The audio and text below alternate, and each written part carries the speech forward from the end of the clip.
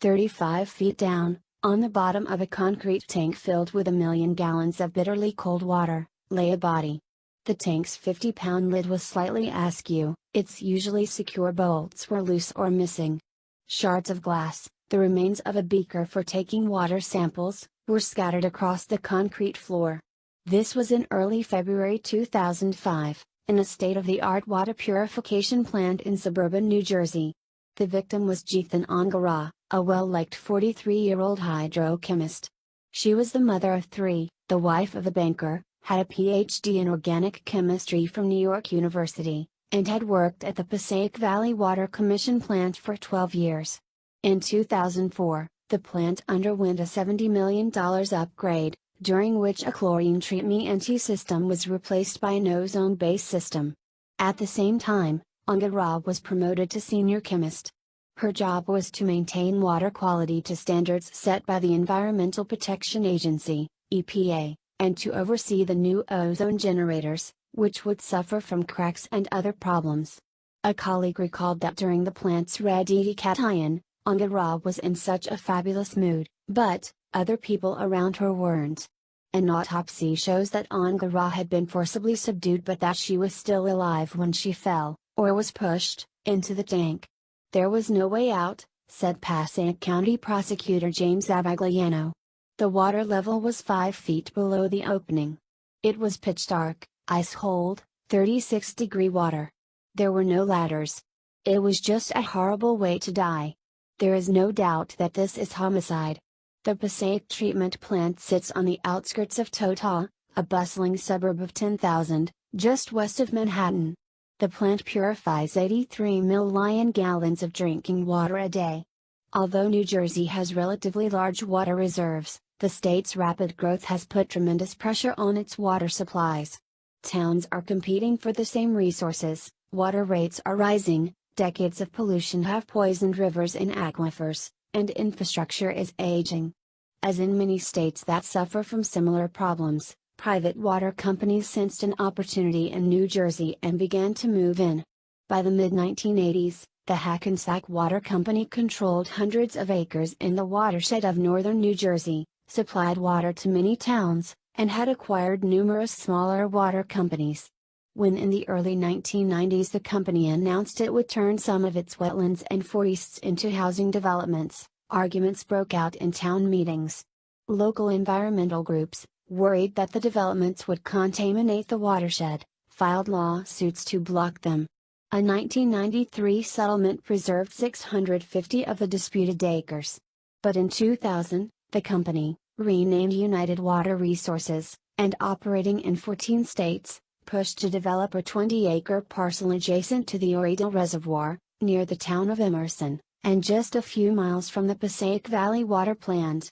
This time, the Environmental Defense Fund, a national environmental group, spearheaded the drive to protect drinking supplies.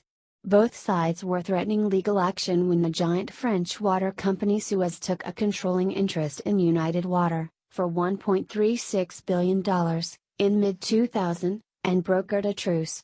In December 2001, the borough of Emerson purchased the disputed lot for $7.8 million and turned it into a nature preserve. Though the battle still rankles New Jerseyans, Jithan Angara was proud of her work at the Passiac Valley treatment plant, and she always conducted her water tests conscientiously. On the day she went missing, she was alone by the water tank for only a short time.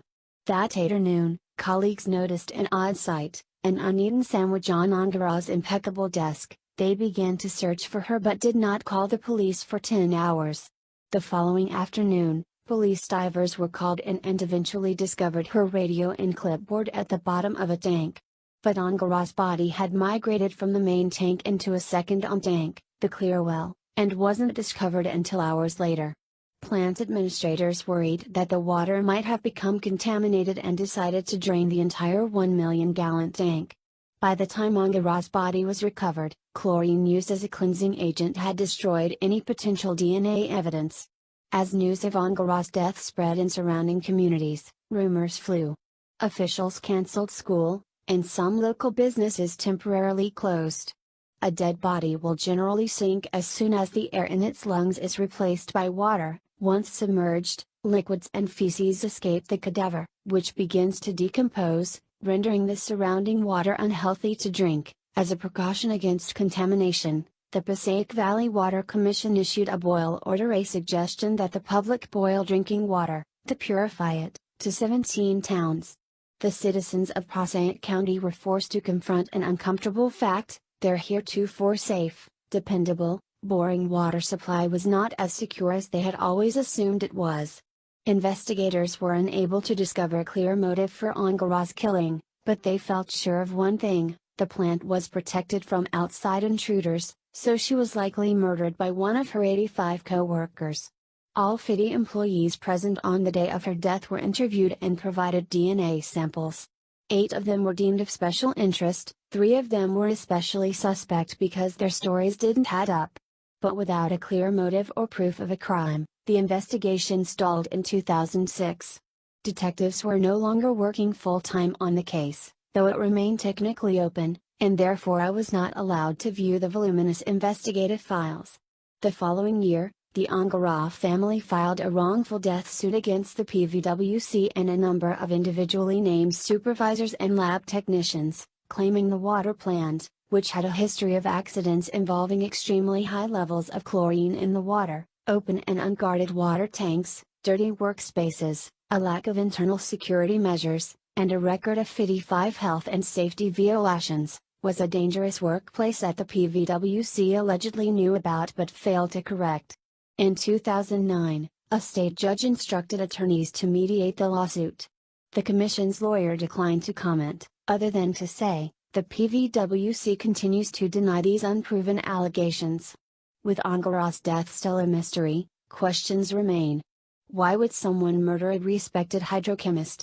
Did it have anything to do with the quality of water at the plant? Had the water at the PVWC really turned a pinkish color the week before the murder, as Angara had confided to her husband?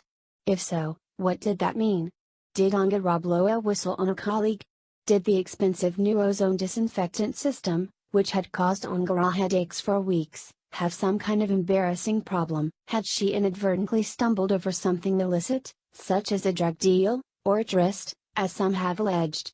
Were any of the more outrageous conspiracy theories, such as the claim, whispered to me in a windy parking lot, that the New Jersey mob had been angered by the PVWC's switch from chlorine to ozone treatment, a move that supposedly curtailed work done by contractors under mob control, and had put out a hit on Angara, true? No evidence has been presented to back this theory. One indication that her death may have had something to do with water quality, and not professional jealousy or personal antipathy, was that the EPA sent agents to review PVWC maintenance records.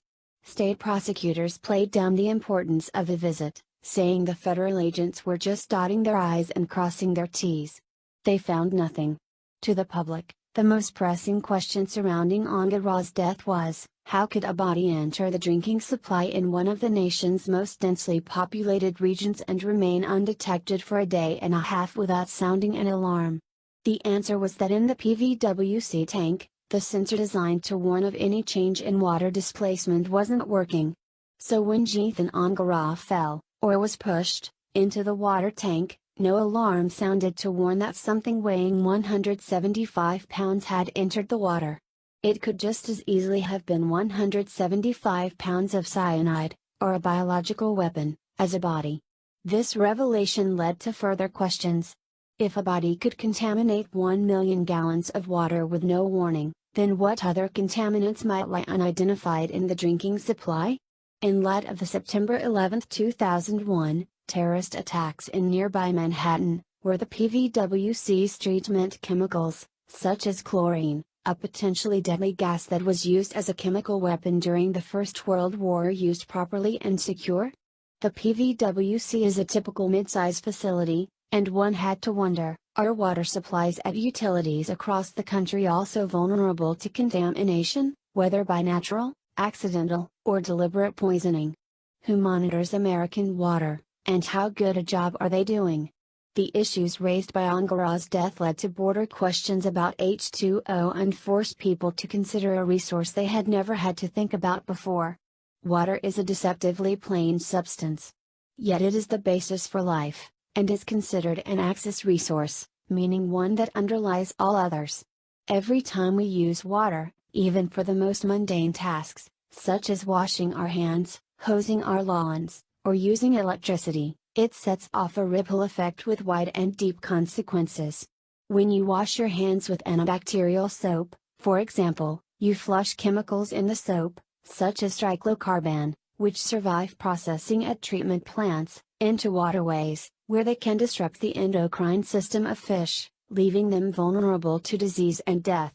Such endocrine disruptors are also found in children's toys, cosmetics, furniture, and the weed killers many people spray on their lawns. Atrazine, for instance, the nation's second most popular herbicide, has been shown in a lab to feminize male frogs, to the point that they can produce eggs and even babies in their testes. Researchers worry that such powerful chemicals could be impacting human health in ways we don't yet understand, perhaps causing feminization or birth defects in people. Another kind of ripple effect is set off when you turn on a lamp or power up your computer. Electricity is generated by hydroelectric dams, or by coal, gas, nuclear, or ethanol-fueled plants, which use large amounts of water for the manufacture and disposal of their fuels, for running their works, and for cooling, the construction and operation of energy infrastructure, such as dams, transmission lines, and solar arrays, are water-intensive and impact the environment in countless ways. Their use creates greenhouse gases, which affect the hydrologic cycle. And so it goes, on, as the ripples of our actions emanate outward, usually without our comprehension and often with unintended hydrological consequences.